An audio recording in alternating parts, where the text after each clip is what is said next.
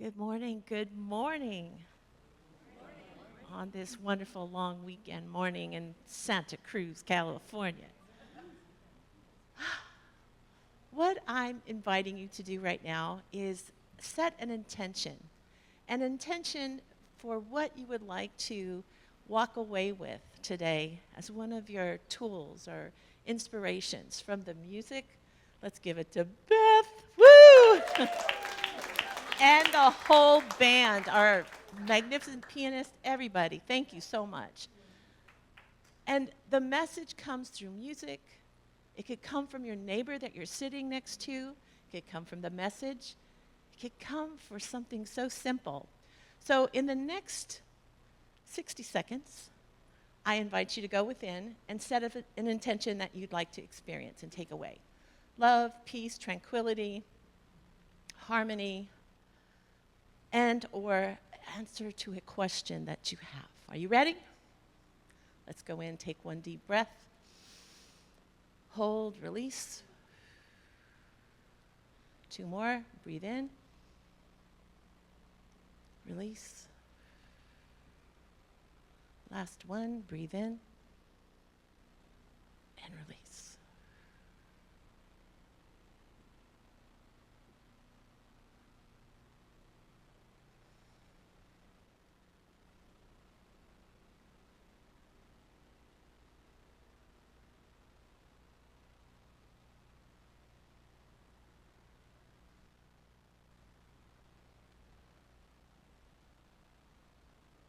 Thank you.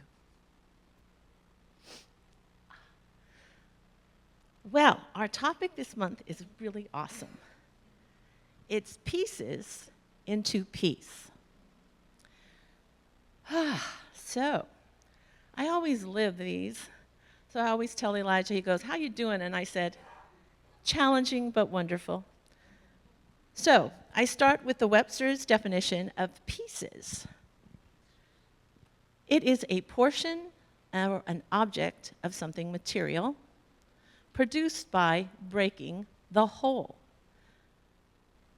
A section of something larger than itself. A part, a split. Those are pretty profound ideas, I think. Peace, a state of tranquility, security, order, a section of something larger. Latin word for peace is pax, which means an agreement to coexist. And a quote, anonymous quote, "Peace is not the absence of trouble, but exists in spite of trouble." And from T.S. Eliot, everything that materializes changes form. That which is real never changes. While our mind is doing, our souls are being. My goodness. So, pieces into peace. I have two stories today, of course. I try to take from what's going on in my life, maybe what I'm struggling with, and when a loved one is struggling with something. I was in a parent group for over 30 years with parents with children with disabilities that grow up to be adults with disabilities. And it started in 1963, and I joined in the early 80s. Or mid-80s, actually. And this one woman and her husband were good Methodists. They go to church every Sunday. They're people of faith. And they had a child who had a severe disability at birth. So he was not able to walk. And he had neurodiversity, is the new definition of having a disability. And he was in a wheelchair, and they would have to, hoist him up and down as he got to be a young man, into the restroom, into the shower, all those kinds of things. And Mom, Loretta, did not want to put him in a group home. She wanted to take care of him inside her home for as long as she could. As her and her husband started aging into their 70s and then hit their 80s, they were no longer to get enough help to keep him at home. And so they found a group home, and he went into the group home. And just a little while ago, about a month and a half ago, she passed away.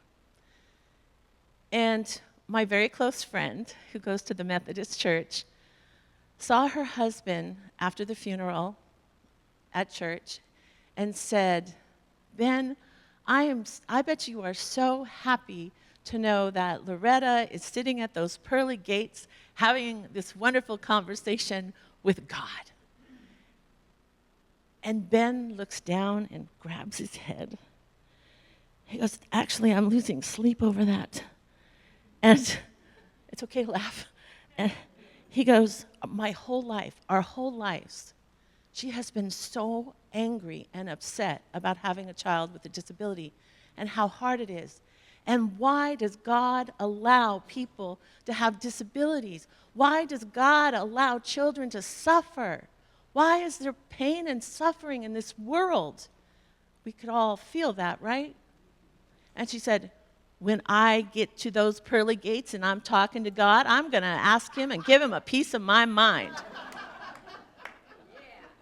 And so he goes, her last words were to me, I'm still going to have that conversation with God. You better believe it. And it touched me. I don't know. It just touched me at all different places. I laughed. I smiled. But then I realized how fierce and how important it was to find out why there is suffering in this world, why her son had to suffer. And I look around and I think, pieces that are broken from the whole. They're everywhere. There's war, there's hunger, there's violence. And as a spiritual being, as a metaphysician, which if you take that word metaphysician, there's physician in there, isn't there? We are practitioners. We practice the invisible world because metaphysics means beyond the physical.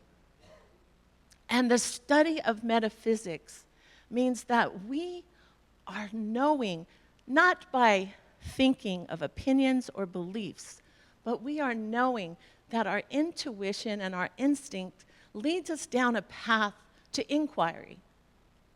Why doesn't get us very far? Why tends to trip us up? Because it gets caught in our perceptions and our belief systems.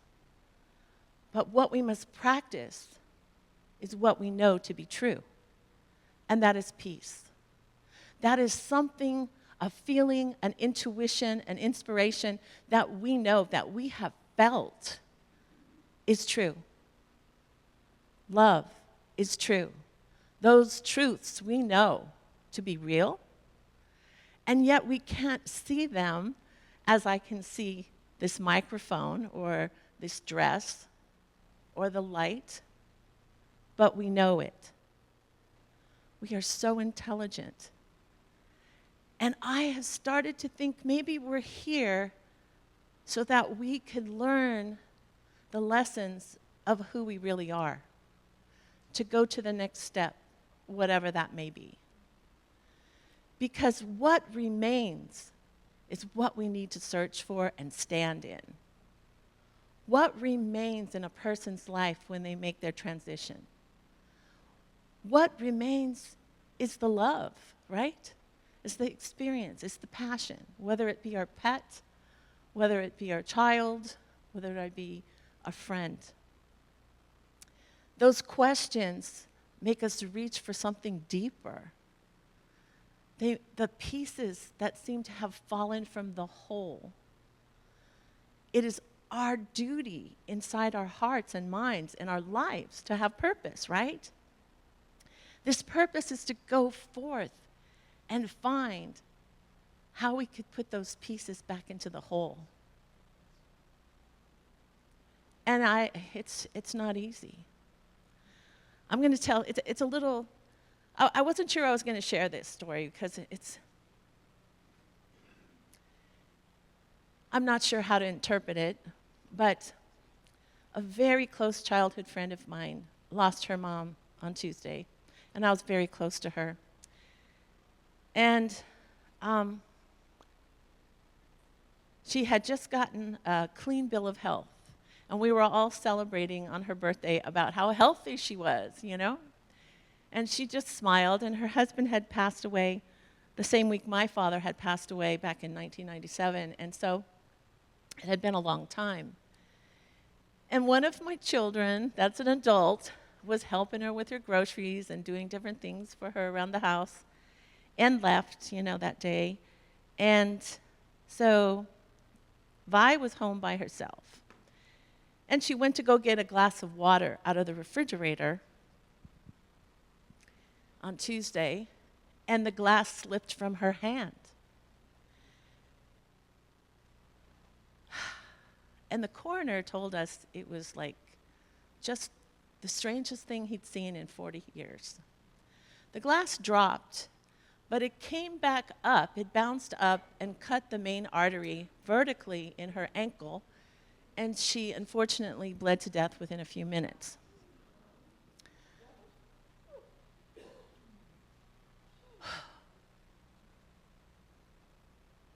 And I thought, wow, where's the meaning in that, She was so healthy, taking such good care of herself. And I said, there's another mystery that we cannot guarantee the next breath, just this one we have right here. So I said, that's kind of a confirmation for me. When it's time, it's time. And the most strangest of things can happen so that you may cross over, that the body may go back to the earth and spirit ascend. But it really made me stop and think, and it was part of those pieces. Why people leave too soon, it feels many times. Why people do the things that they do, and we question that. And it's okay. But what we have to stop and do is our spiritual work as a metaphysician, because we are the healers in spirit. And spirit runs everything. We could pretend it's all this in our beliefs and our personal opinions, our rights and our wrongs. But there is a place inside of us called intuition and instinct. And it calls us. Whether we believe in God or not, there is something inherent about being human that tells us and whispers to us, there's something more. And there's something more to do.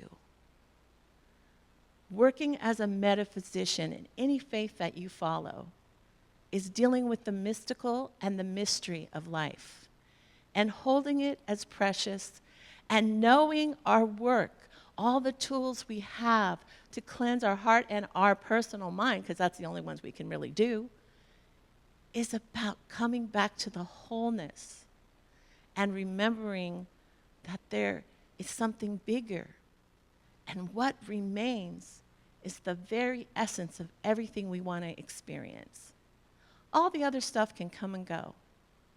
But the essence of who we are, that connection is why we take classes. That connection is why we read books. That connection is why we reach out to our neighbor or fall in love or have children. It's that intuition, that connection that says, there is something greater here to do and be. And the doingness is remembering that value, that's a cosmic value. Not a Christian value, not a Hindu value, not a Buddhist value, not an Islam value. It's a value of humanity, of being human. So how do we go forth? We go forth because we walk sometimes when our heart feels broken. But our bodies in spirit and in body know how to do the healing once we remove the lack of faith that it's there.